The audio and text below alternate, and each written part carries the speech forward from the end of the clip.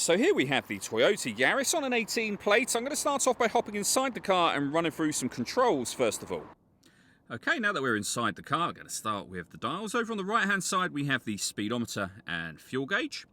On the left hand side we have the gauge that shows you whether you are charging the hybrid motor, driving in eco mode or using the power band for the car. You see the two green lights there. The one that says ready is letting you know that the vehicle is technically running.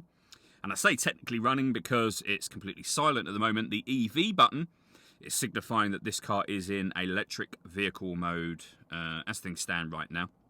In the center, we have a digital readout for the speedometer. You can change information that's displayed there using buttons on the steering wheel for various bits of driving and trip computer data. And then we have the fuel gauge and main speedometer on that right hand side, of course. If we back out to the steering wheel, the buttons I was using just a second ago are here. You can reset trip computer information. We have cruise control and stereo controls on the left hand side. The stereo itself is over in the center. We have a few physical buttons down the right and left hand sides, but essentially it becomes touchscreen. Plenty of ways to listen to your music in this car. You can see AM, FM and DAB radio, for example. Bluetooth audio, so you can stream your music wirelessly as well as making and receiving phone calls. We've also then got iPod and USB input as well.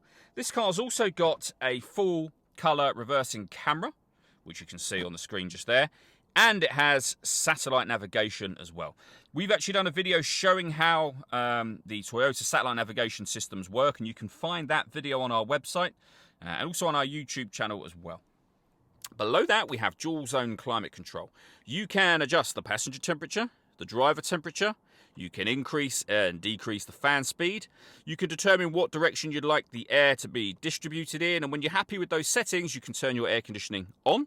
Same button to turn it off again afterwards, or hit auto. The car will now take control of the fan speed and direction of the air to maintain the temperatures that you've asked for. You can physically override that whenever you wish to. We have a 12-volt charging socket, USB and auxiliary inputs underneath that cap just there, and then the gear lever for the fully automatic gearbox. All that leaves me to say is thank you for taking the time to watch this video. If you'd like to come and see this ULEZ compliant car for yourself and have a test drive, please feel free to call either of our MJA sites. We'd love to hear from you soon.